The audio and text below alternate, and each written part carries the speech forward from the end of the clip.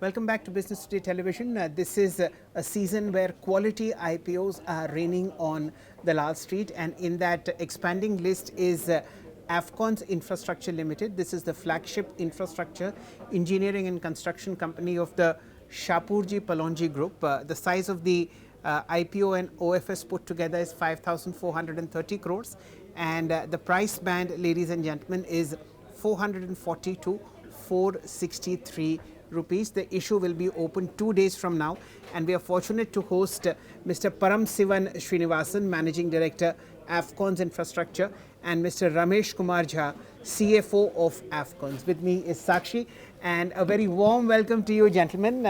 Firstly, congratulations, Mr. Srinivasan. What a red letter day for this 85-year-old company to get listed on the Indian capital markets. Please tell us how this 5,430 crore rupees from new investors will be utilized by Afcons Infrastructure.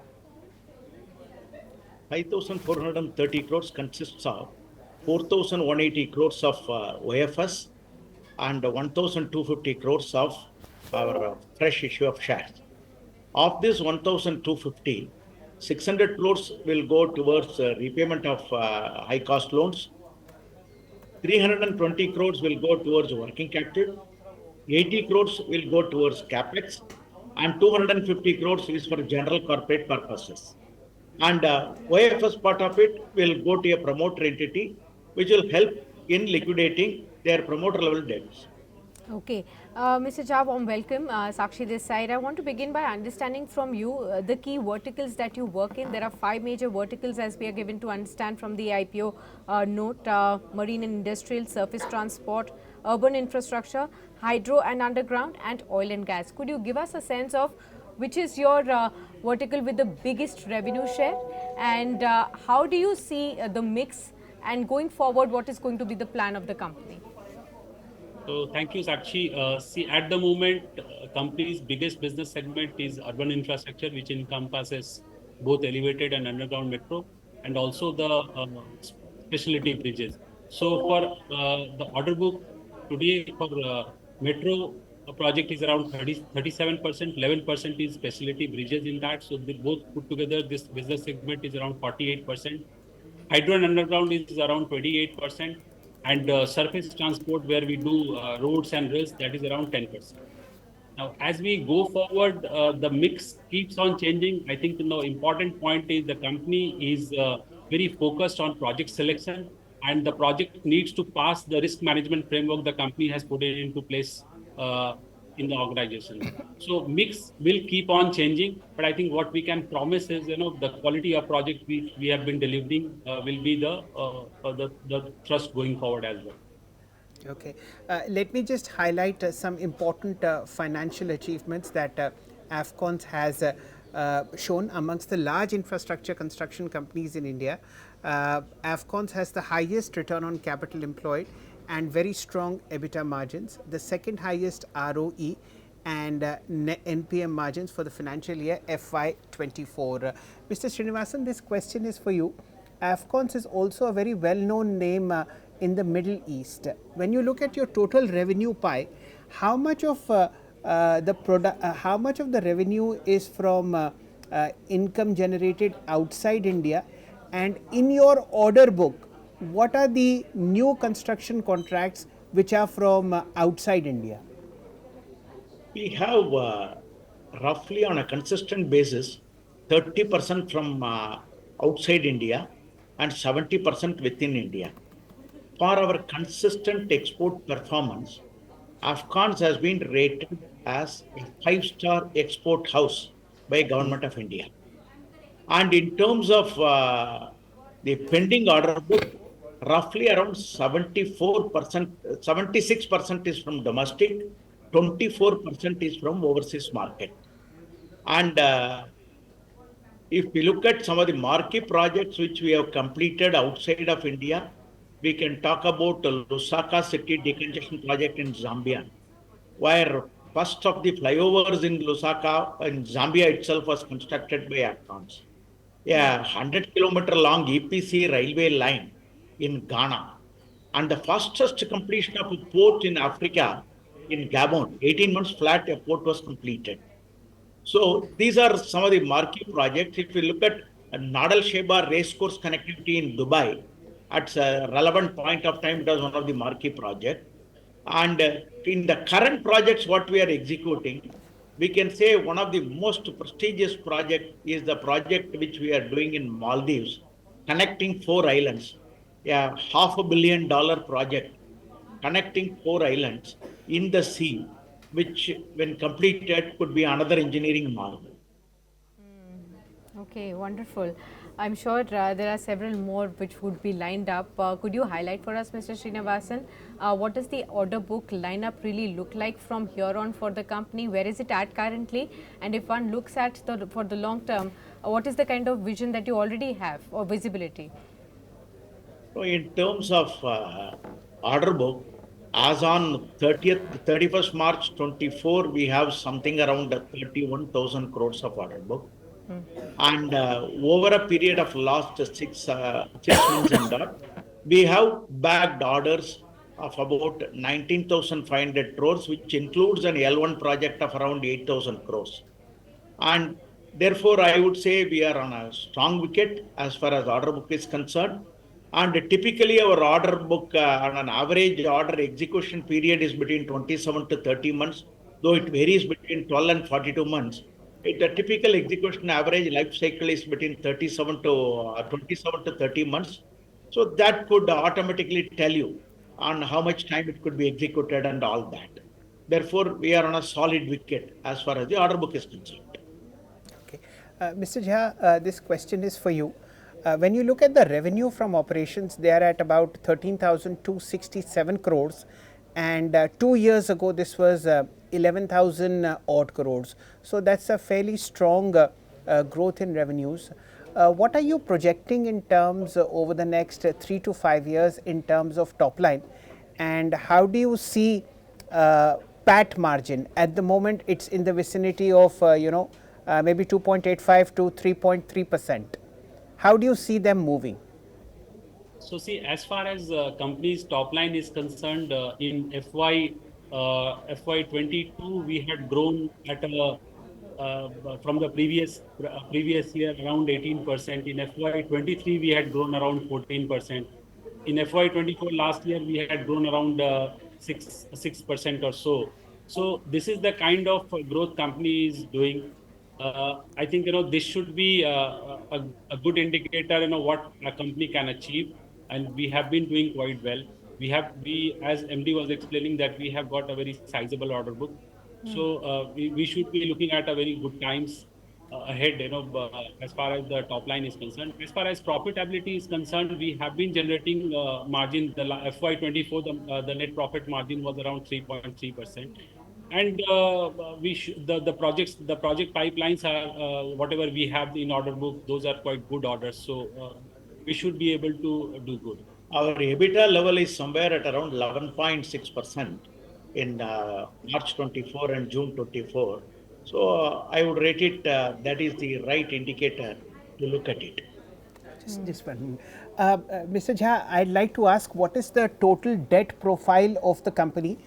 Amongst the proceeds of the IPO, 600 crores will be used to pay off debt. So once this debt is paid off, what will be the remaining debt, and at the moment what is the interest outgo, and how much will it come down by? So see, as far as debt is concerned, FY24 we have closed the year with a net debt of around 1800 crores.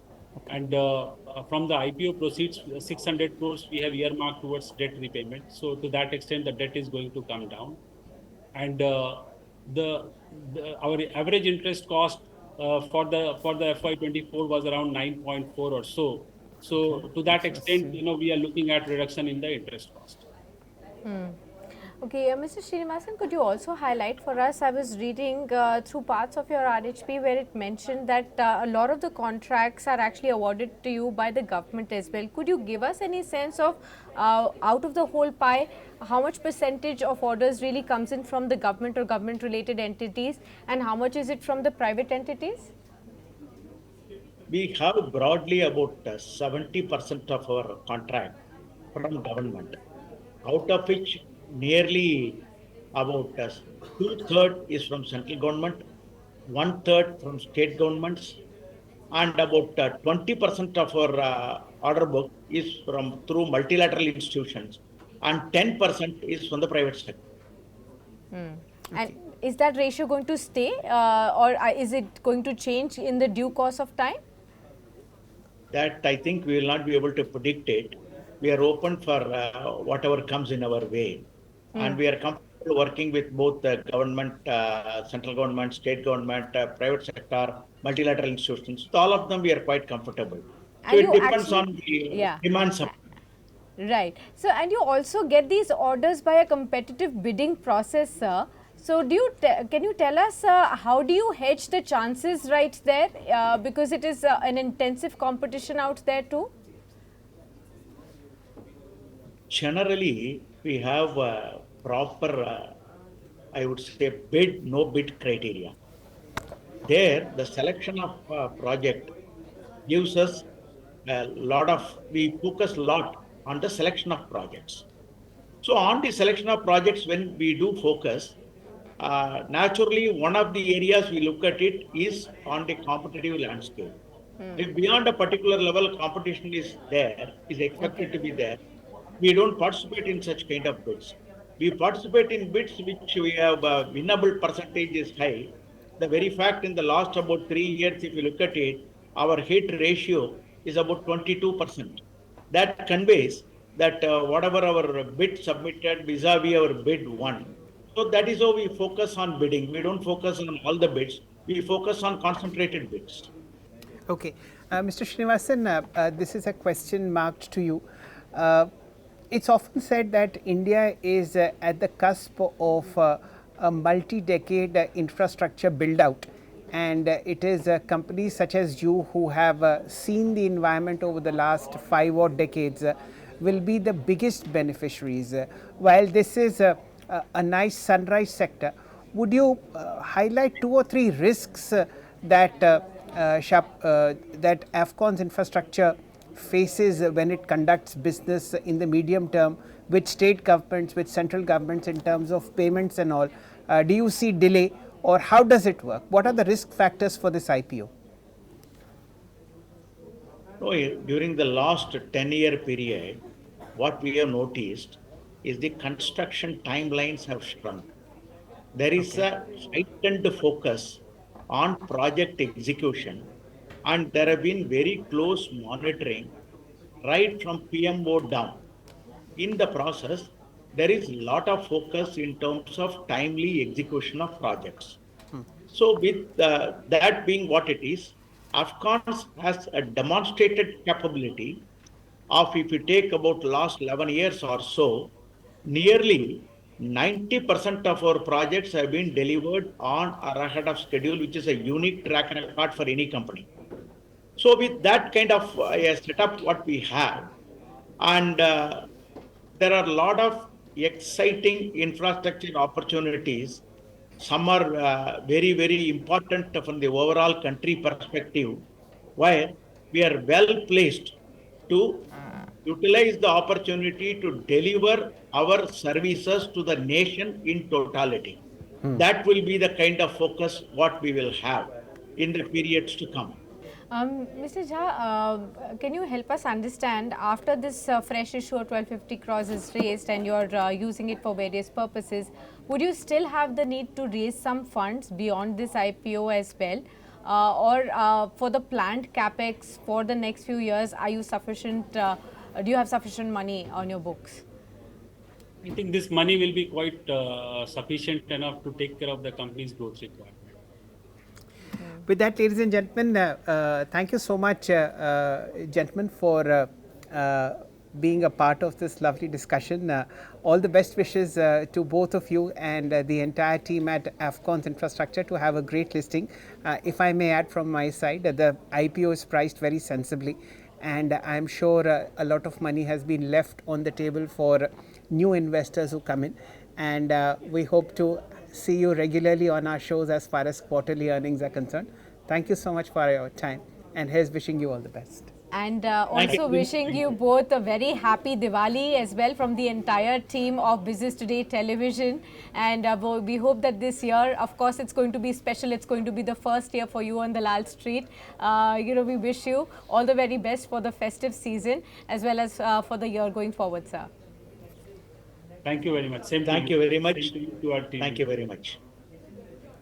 That, ladies and gentlemen, was the management of Afcons Infrastructure. The 5,240 crore rupee IPO opens shortly, of which 1,250 crores is a company will be used by the company, and the rest is an OFS. The proceeds of the IPO will be used to pay off a part of the 1,800 crore rupee debt and for general corporate purposes. Let's see how the issue opens shortly. Thank you so much for your time. Stay glued to Business Today Television. Thank you. If you like the video, do like, comment, share and subscribe.